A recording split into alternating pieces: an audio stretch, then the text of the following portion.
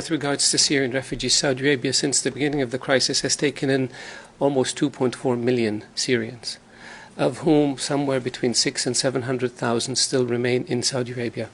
Since over the past year and a half, Saudi Arabia has taken in almost 1 million Yemenis, of whom probably 700,000 or 800,000 still remain. None of them is in a refugee camp.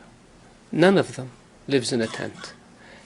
The custodian of the two holy mosques, King Salman, decreed last summer that any Syrian who comes to Saudi Arabia or any Yemeni who comes to Saudi Arabia be immediately provided with a work permit so they can have legal status, they can get jobs, they have access to health care, and their children can go to schools. Because we don't have one person in a tent, and as a consequence, we have not registered them with UN organizations as refugees. We want them to lead an honorable life, and we want them to lead a decent life, not live in tents or in refugee camps. So we have taken in a lot of Syrian refugees and a lot of Yemeni refugees as guests, not as refugees.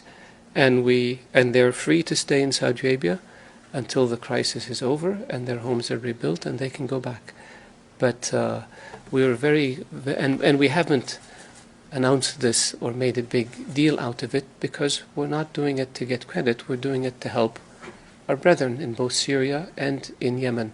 And this is in addition to the substantial financial assistance that the Kingdom of Saudi Arabia has provided to Syrian refugees in Yemen, in Lebanon and in Jordan.